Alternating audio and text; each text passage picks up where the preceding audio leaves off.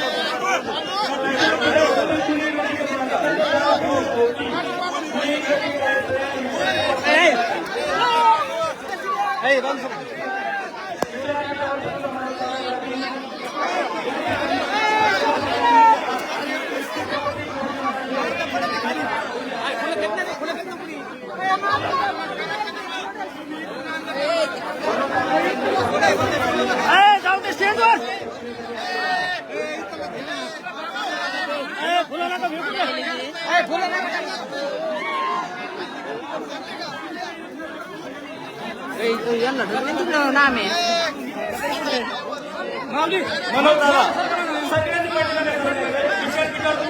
आता सगळ्यांनी बसून घ्या कृपया. इथं जे उभं आहेत त्यांनी सगळ्यांनी बसून घ्यायचं. आपण एकदम शिस्तबद्ध शांततापूर्ण आणि संयमी आहोत हे मनोजदादांना दाखवून द्यायचंय. बाणेगावकरांची शिस्त ही दादांना दिसलीच पाहिजे. जय जिजाऊ, खाली बस. चला लगेच खाली बस. लगेच जागेवर जिथं आहे जागा भेटतील तिथं खाली बस.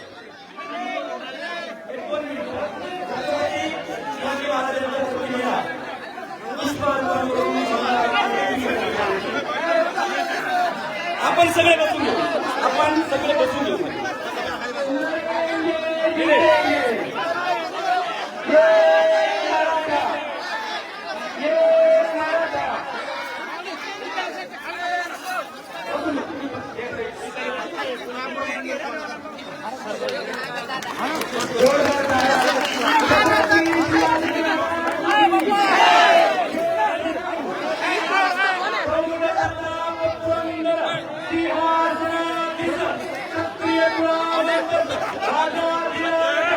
छत्रपती शिवाजी महाराज की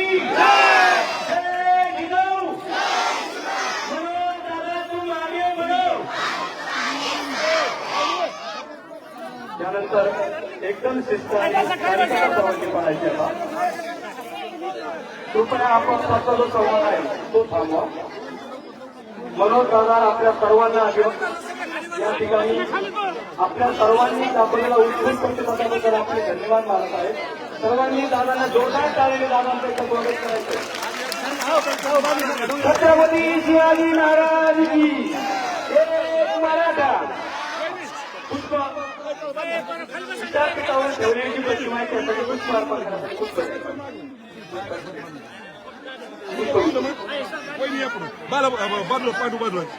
आहे ना. आता तुम्ही आपापसाची शांतता पाळा. बाबा गुलाल याच्यात गुलाल गुलाल छत्रपती शिवराम पुष्प अर्पण करून बाबा आपल्याशी ए बाबा हळूच जा होईल हळूच जा हळूच जा. आम्ही तिकडे छत्रपती शिवाजी महाराज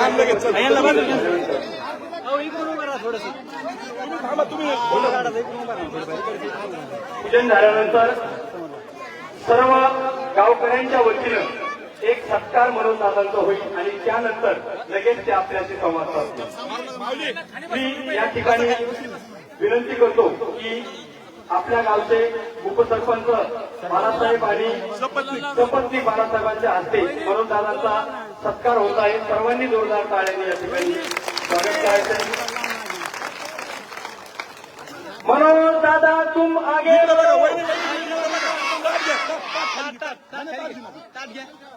समोर बालासाहेब हा इकडे बघा समोर.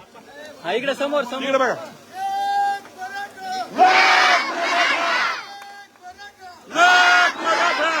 धन्यवाद. यानंतर पुढचा सत्कार जो आहे सोंदरगावचे मुस्लिम बांधव आणि बाणेगावच्या मुस्लिम बांधवांतर्फे एक सत्कार होणार आहे. त्यांना विनंती त्यांनी येऊन लागली दादांचा सत्कार करावा.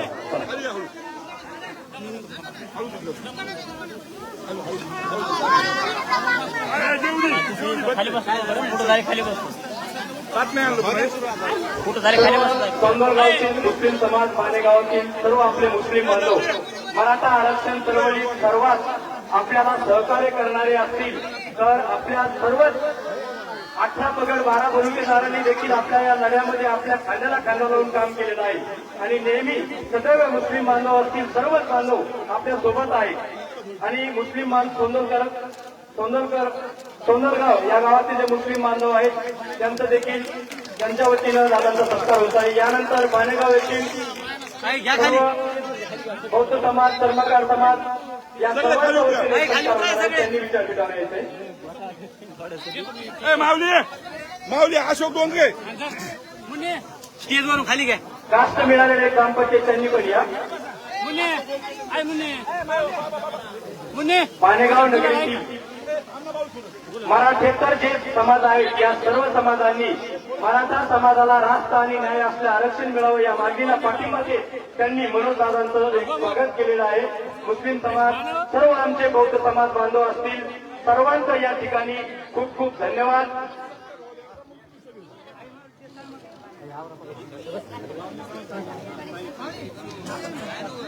जा समोर झालं त्यांचं समोर आहे सर का बरं आता तुम्ही कृपया विचारपीठावर कुठे थांबू नका. सत्कार झाल्यानंतर कृपया सत्कारासाठी थांबलेचे सत्कार चला ओके धन्यवाद. चला या बाणेगावचे आमचे प्रथम नागरिक आणि सर्व तुमचं यानंतर मराठा आरक्षण चळवळीमध्ये आतापर्यंत मराठ्यांच्या पदरात त्या 54 लाख नोंदी मिळालेल्या आहेत आणि त्या अनुषंगाने अनेक मराठ्यांना प्रमाणपत्र देखील मिळालेले आहे. त्यातील आपल्या गावचे दाजी अशोक दाजी यांनाही तुम्ही प्रमाणपत्र मिळालं आहे ते सपत्नीक मनोज दादांचा या ठिकाणी औक्षण करत आहे.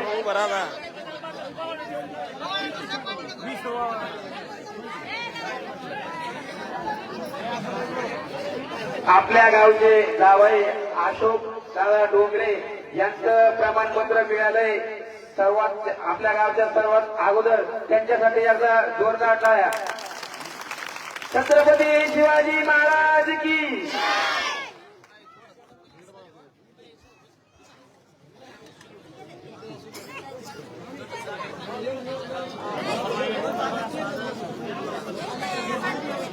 मला आता एकच सत्कार आहे, त्यानंतर मला डायरेक्ट तुमच्याशी संवाद साधतो. यानंतर आपल्या गावातील सर्व आपले बौद्ध समाज बांधव, धर्मकार समाज बांधव यांच्या वतीने एक सत्कार होत आहे. सर्वांना विनंती करतो की त्यांनी मनोजदारांचा सत्कार करावा.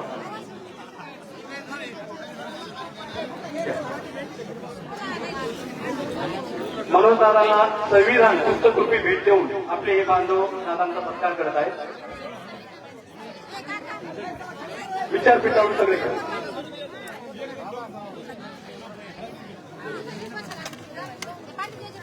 जय जिजाऊ. एक मराठा. मनोज दादा तुम आगे बढ़ो.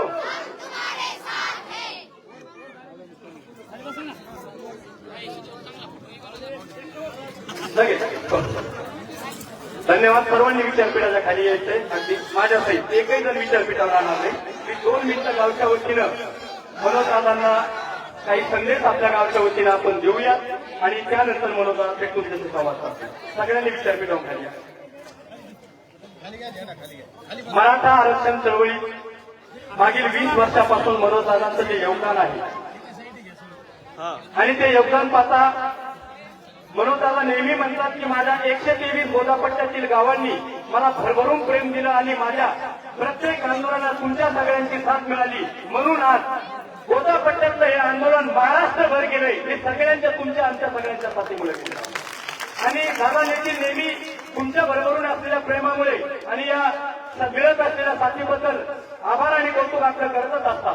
दादाला आम्ही सांगू इच्छितो की आपल्या गावातून प्रत्येक वेळेस 14 ऑक्टोबरच्या सभेसाठी जवळपास 150 स्वयंसेवक होते. जालन्याच्या सभेसाठी 75 स्वयंसेवक होते. कुठल्याही हाकेला सभेच्या नियोजनासाठी निधीच्या संकलनासाठी आपला पुढाकार असतो. एवढंच नव्हे तर जालना जिल्ह्यातील सामाजिक चळवळीसाठी आपण सगळेजण असतो ही आवर्जून भूमिका. पण मराठा आरक्षण हा आमचा जिव्हाळ्याचा विषय आहे. 70 वर्षापासून मराठा आरक्षणाच्या चळवळीमध्ये सक्रियतेने सहभागी असलेलं भालेगाव जिल्ह्यात अव्वल दर्जाचं गाव हे देखील मी दादांना आपल्या वतीनं सांगू इच्छितो.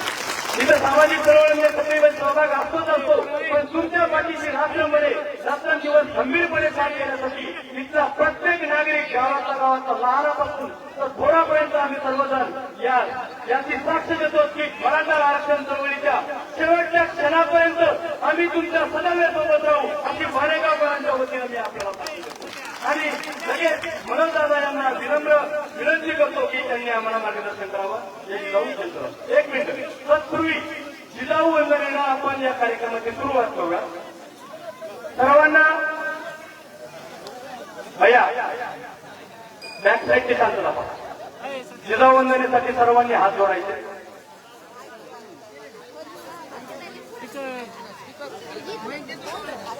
जिजामाऊली गे तुला वंदनाई तुझ्या प्रेरणेने दिशा मुक्तदाई भयातून मुक्ती मिळाली जनाला गुलामी कुणाला कुणाचीच नाही नसे दुःख कोणा नसे येऊन कोणा तुला ना मुलाना नसे दैन्य काही जिजामाऊली गे तुला वंदनाई जशी पार्वती ती प्रिया शंकरास तशी प्रेमिका गे शहाजी सतुई जसा संविभागी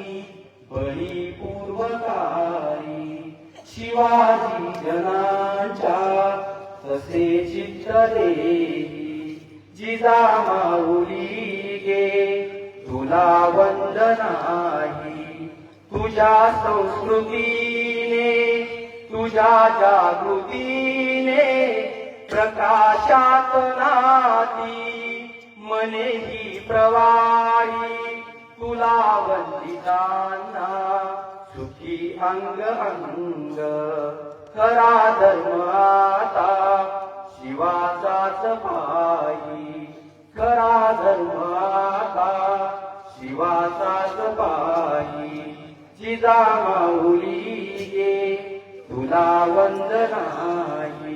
जय जिजाऊ. आजच्या या मनोदादासोबत जे आंदोलन सहकारी देखील आलेले त्या सर्वांच्या मालेगावकरांच्या वतीने देखील त्याचं स्वागत. यामध्ये किशोराबा मरकड असतील, संजीव भोकरदारे, विकी भया देशमुख सर्वांचं जे जे आले त्यांचे देखील मालेगावकरांच्या वतीने स्वागत. म्हणून दादांना एक सांगू इच्छितो की आता सध्याच्या घडीला आमच्या गावातलं आरक्षण नसताना देखील जवळपास क्लास 2 अधिकारी 3 ते 4 आहेत. फॉरेन देशामध्ये शिक्षणासाठी आणि नोकरीसाठी गेलेले 2 अधिकारी आहेत आणि नोकरीसाठी जवळपास 40 ते 45 चांगल्या हुद्द्यावर असलेले आमचे आजही मराठा बांधव आहेत, सर्व बहुजन बांधव आहेत. आरक्षणाची नितांत गरज आजही आहे. जर कदाचित आरक्षण असतं तर मालेगावाच्या घराघरातलं एक एक पोरगा नोकरी आहे. म्हणून आमची पात्रता गुणवत्ता आणि इथल्या म्हणजे चांगली क्वालिटी आहे आणि निश्चितपणे आरक्षणाच्या चळवळीमध्ये सर्व गाव मोठ्या संख्येने सहभागी आहे. धन्यवाद. जय जाऊ.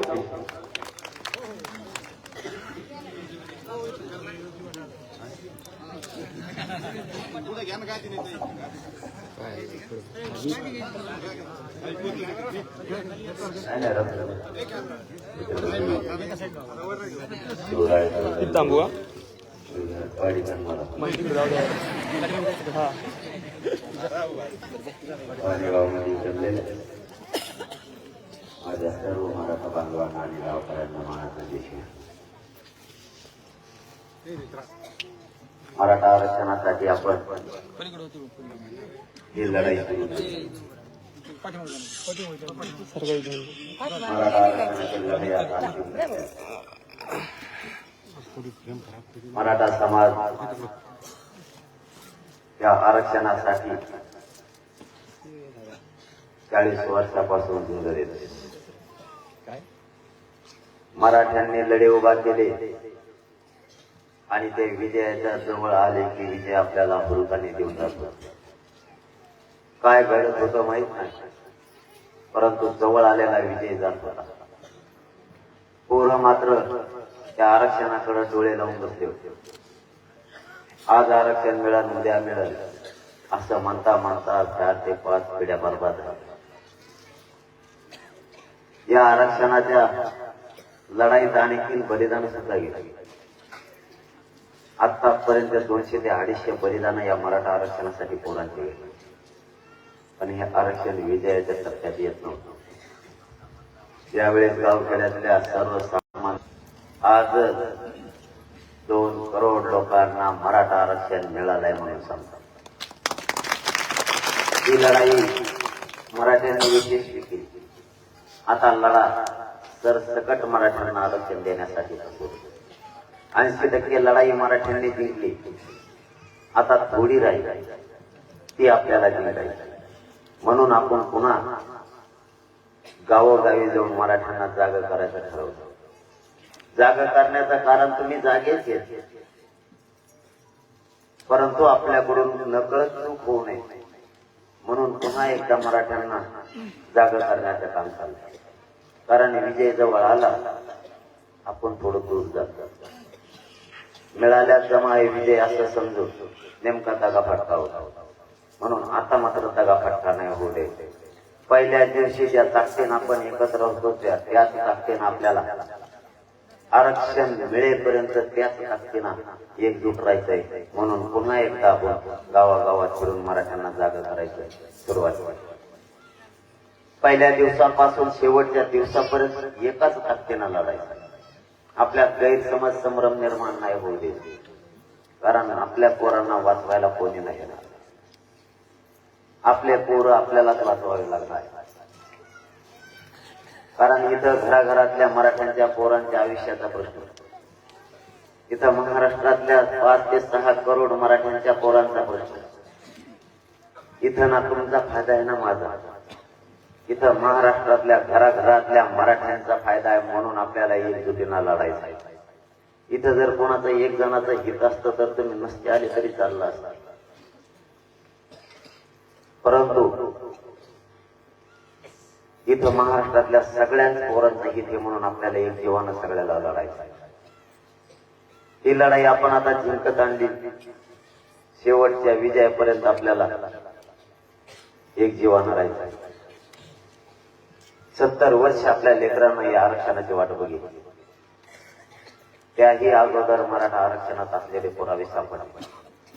100 वर्षापूर्वीचे सुद्धा अगोदर तरीही मराठ्यांना आरक्षण. म्हणून आता ही लढाई अंतिम टप्प्यात आपल्याला जिंकायची. तुम्ही इतक्या लांब बसले, तुम्हाला आरक्षण मिळालं. मग आता आम्ही इथं उन्हात येत म्हणल्यावर तुम्ही उन्हातच पाहिजेत ना. तुम्ही कापरे कोपरे धरले सगळ्यांनी सावलीत हिशोबान बसले काय.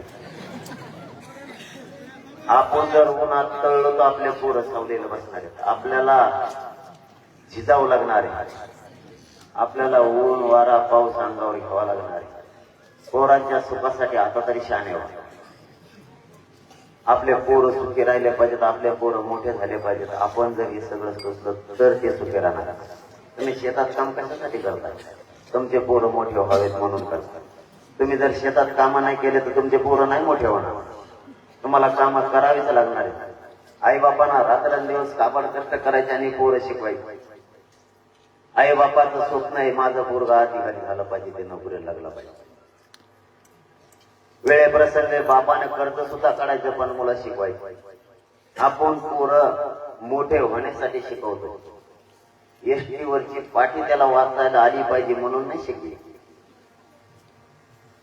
आणि आरक्षणापायी त्या आई बापाच्या स्वप्नाचा सुद्धा घालतात. 1% जर पोरगा हुकलं तर घरापर्यंत रडत यायला लागला.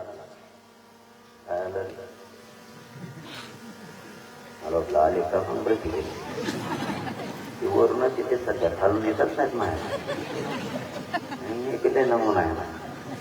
त्यांना वर आले की वरची वरच माझं रिपीट. कारण आरक्षणावरच बोलायचं माझ्यापेक्षा दुसरं बोलायचं नाही. मन लागलेलं येड लागलेला कार्यक्रमाला काही लोक तुम्हाला म्हणजे याला भूत लागलेले का येत आहे गावाच्या रात्री 12 वाजता 2 वाजता 3 वाजता. आणि मी रात्री सुद्धा 4:30ला कार्यक्रम घेतलाय पाठ. मग काय म्हणत असतील ते बघा आता त्यांच्या मनात. मला नाही वाटत ते काही म्हणत असतील, पण मी आपल्या इकडे मनातले मनात म्हणतो. मी रात्रंदिवस त्या गोरगरीब लेकरांचं काम व्हावं, ते मोठे व्हावेत म्हणून प्रयत्न करतो.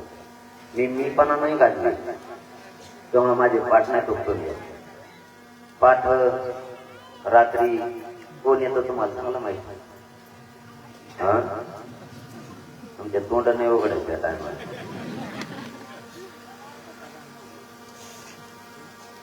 ते पाठ रात्री राजकारणी लोक यायचे. हे लांब जाऊन तिकडे टपोर येत आमच्या आधी फजिती लागली. आता तर थांबलो माय. ते प्रत्येक गावात गेलं माहीत डोक्यावर येत. लांब जाऊन ते टाकीवरून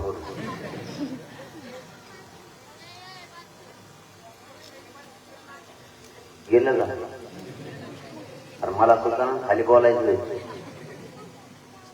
मग माझ्या जसं ध्यानातून अजून मध्ये काही आलं. मी काय कॅम्प्युटर नाही ना. सुरू केलं की लगेच कॅसेट टाकल्यावर सुरू आहे. पुट्रॉलचं सांगा बरं. अरे पुट्रॉल तर आपलं तू पक्क ध्यानात ठेवलं. आरक्षण सोडीत नाही राहत. पाठ आणि रात्री हे राजकारणी लोक आहेत त्यांच्या स्वार्थासाठी.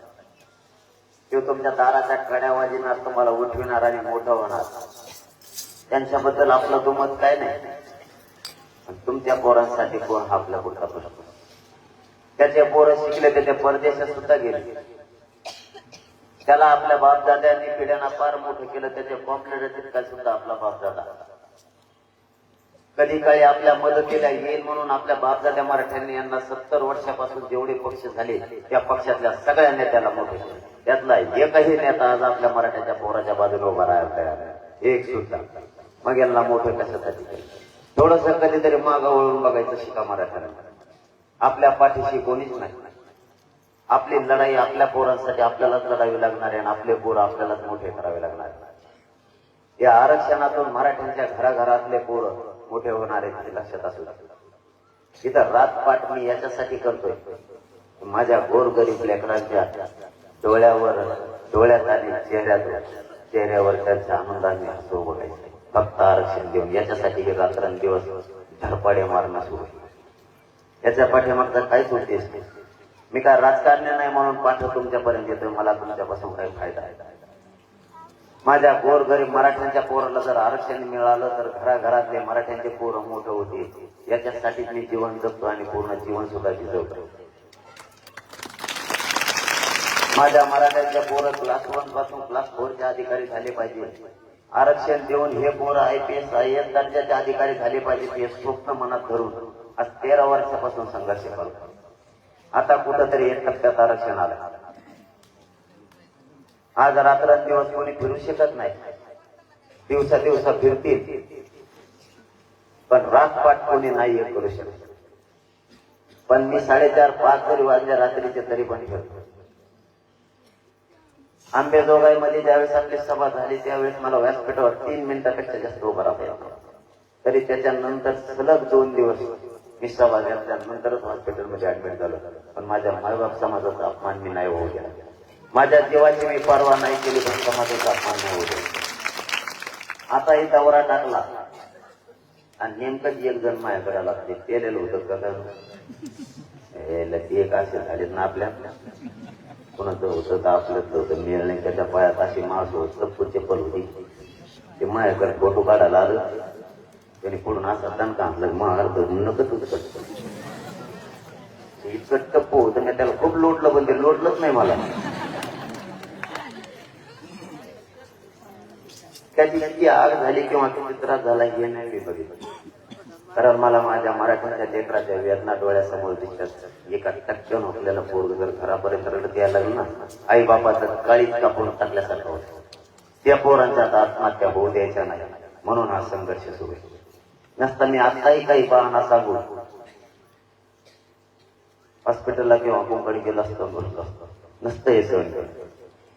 परंतु आता विजय जवळ आलाय ना आपण जर आता घरात बसतो तर आपल्या पोरांचं वाटोळं होईल.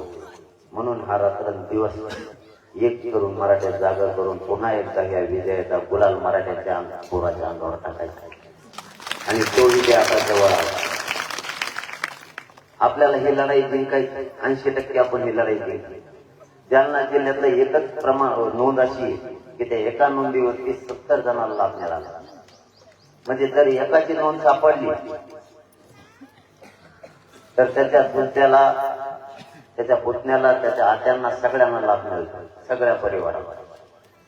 एक तर परभणीची माता माऊली आली होती तिच्या एका नोंदीवर 168 लोकांना लाभ मिळाला तिच्या परिवाराला. आपण इतकं धरायचंच नाही. एका नोंदीवर 54 लाख नोंदी मिळाल्या. एका नोंदीवर 4 जणांना जरी लाभ मिळाला तरी आजच 2 कोटी मराठ्यांच्या गोरगरिबांच्या लेकराचं आयुष्याचं कल्याण झालं. ही लढाई अगोदर गोदापट्ट्यानं उभा केली. गोदापट्ट्यातले 123 गावं एकत्र आले आणि महाराष्ट्रासाठी झुंजायचं ठरवलं. आजपर्यंत सगळा महाराष्ट्र आता एक झालाय. ही झुंज सुरू आहे. मी पूर्ण महाराष्ट्रभर सभा घेतला पण या गोदापट्ट्यातली खतखत माझ्या मनात होती. आपण आपले 123 गावात जायला पाहिजे. कारण ते मनात सारखं येत होतं की 123 गावाला आपण भेटलं पाहिजे. म्हणून 123 गावात पुन्हा गाठी भेटीचा दौरा टाकला. मला माहिती आहे गोदापट्टा कधीच हटणार नाही. गोदापट्ट्याने जर एका शब्द दिला तर शेवटचे एक गाव 2 तुकडे केल्याशिवाय माग गोदापट्टा असं.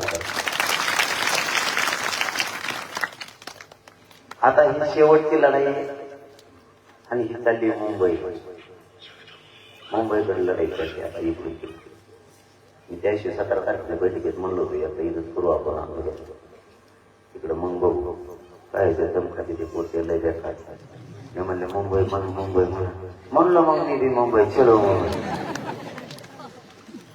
त्याला विचित्र होईल की काय आता सरकारने मला असं बेजार केले. मला मंत्र्याचे फोन यायचे हे आपल्या पोरांना नाही का टाकलंय कोण मुसळीच घेऊन निघाले मुंबईत. आपले असे नमुनेबाज पोर येतो मंत्री फोन करीत भाई मुसळी टाकले काय म्हणलं मला नाही माहिती जाऊन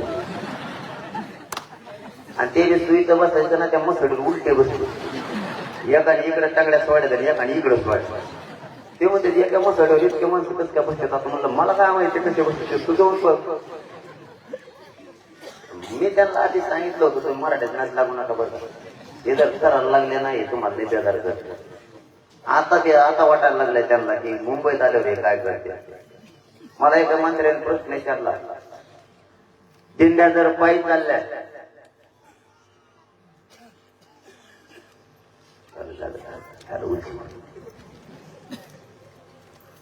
दिंड्या जर पायी चालल्या तर गावात थांबायच्या तुम्ही डोंगरात पण थांबायला लागला म्हणलं आम्ही डोंगर सोडून गेल्यावर म्हणतो पण थांबले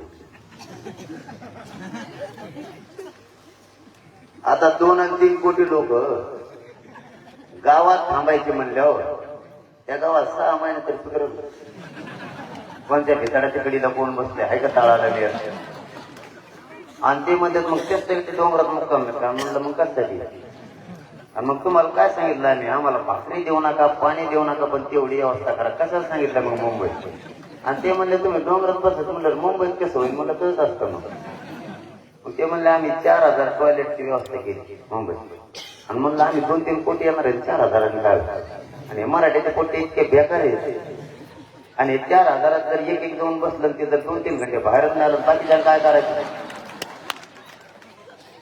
त्याच्यात हे म्हणतात परत आम्हाला मंत्री कसे झोपत ती गादी बघायची आणि त्या कर्नाटकात जर त्याच्या गादीत सापडी तर मग काय करायचं म्हणते इमानात बघायचं मग काय पंखावर बसतो का बनवतो इमानाचं ये त्यांचे मंत्र बंद पाडले तर मग हे मंत्र बंद पडले मला असं टेन्शन आलंय मला वाटतं मी मुंबईत जायच्या आधी माया आधी मुंबई फुल करते का कोण मी इकडे तर फुका काही आधीच तयाऱ्या चालल्या ते मध्ये डिझेल बंद झालं आता 2-3 दिवस चालतं ना पोरांना लगेच शक्कल लगेच ते म्हणले समजा आपण मुंबईत गेलो आणि आंतरवाले त्यांनी नेट बंद केलं आपला तसं जर डिझेल बंद केलं तर मग कशाने जायचं मराठीत त्यांच्या पुढे 4 पावलं निघाली ते सौरला काय असतं ते सौरवरच्या त्याच प्लेटा बसल्यात मोडून ते म्हणले गाडी बिना डिझेलचीच पळणार म्हणे आपल्या त्याने जर गॅस बंद केला तर डोक्यावर सरपणाच्या मोळ्यात टाकल्यात काही पोहडल्या मोळ्यात घेऊन निघून म्हणजे सरपणाच्या म्हणजे मराठी कशानेच कमी पडायला तयार नाही मी सरकारला सांगितलं होतं तुम्ही शहाणपणाची भूमिका घ्या मराठीचे लोक खूप तळपले या आरक्षणात यांच्या पोरांचे वाटोळे झाले या आरक्षणात तुम्ही त्यांच्या हक्कात आहे कोणाचं आम्ही घेतले कोणाचंच घेतलं तुम्हाला सांगू ओबीसी आरक्षणात धनगर बांधवाच्या आणि ओबीसी बांधवाच्या आरक्षणाला आपल्यामुळे धक्का लागत नाही कारण तो वेगळा प्रवर्ग आहे तो एकटाच आरक्षण का तो एवढ्याच येडपट नाही कधी मग मायानाच लागलं मग मी लागत मग आणि ते परत टीव्हीला म्हणतो ते माया एकट्याच मागा लागलं काय बोलतो रे मग बंद करतो कधी सण नाही सणा त्याला काही पावसाळ्यावर आभाळ गेला नाही 2-4 दिवस झालं बोला ना इतकं पागलपणा अरे आपण म्हणते आपण कायद्याची मर्यादा पाळली पाहिजे आपण जातीवाद नाही केला पाहिजे इकडं आला आणि इकडे येऊन म्हणतो कोयते कुऱ्हाडी काठ्या पायतोड मग हा मी काही छान आहे का महापायतवाड्याची ये भरपूर आणखीन नाही आलं या मागलं पायतवाड्याचे एवढं सोपं का नाही आग्या मोळ सोडीन का तुला मराठीत हे कुंकरून घुसणं कुंकून बाहेर नाही तुला कळायचं का त्या आंबडला आलं एक दिवस मला म्हणजे ते 5वी शिकलेले काय सांगावं आता मी 5वी शिकलेलो आहे पण तुला माहिती का सरकारने 3 दिवस घातले मी किती शिकलेलो आहे बघा 3 ते म्हणले सगळ्या प्रश्नाचं उत्तर देते 12वी शिकलेलंच नाही म्हणजे जास्त शिकलेली 3 दिवस बेजार होतो आणि हे म्हणते 5वी शिकले बरं मी 5वी शिकल्या जाऊ मान्य नाही मी 5वी शिकलेला असून आरक्षण निर्णयाच्या टप्प्यात आणलं का नाही आणलं आणि मग तू जर एवढा हुशार होता तर तू जेलला गेलाच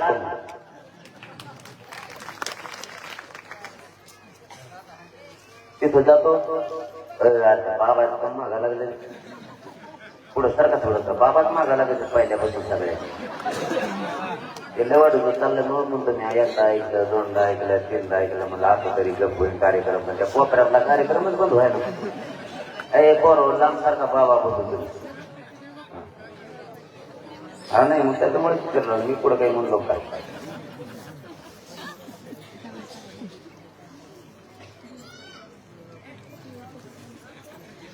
त्याला मी सांगितलं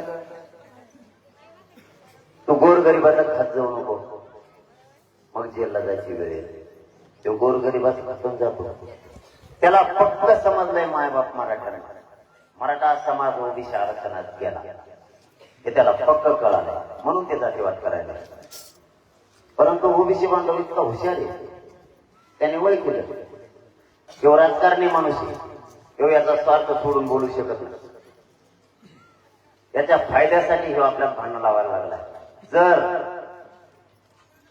मराठ्यांच्या शासकीय नोंदी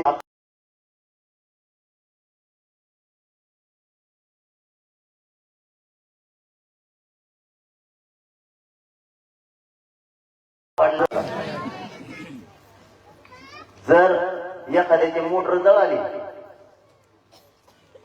तर मराठ्याचा असं तेव्हा विश्वास ते म्हणतो कुठलं पीक जळून नको देऊ ते म्हटले मोटर सुरू कर आणि तो पिकाला पाणी इतकं प्रेम आहे एकमेकावर आपण घराची चावी कोणाकडेच देत नाही कोणाकडेच आपल्या घरातल्या माणसाकडे चालू देत नाही पण परंतु जर यांना शेताकडे जायचं असलं पोरं जर शाळेत गेलेले असले तर आपले माणसं शेजाऱ्याजवळ चावी ठेवतात मग तो ओबीसीचा असला तरी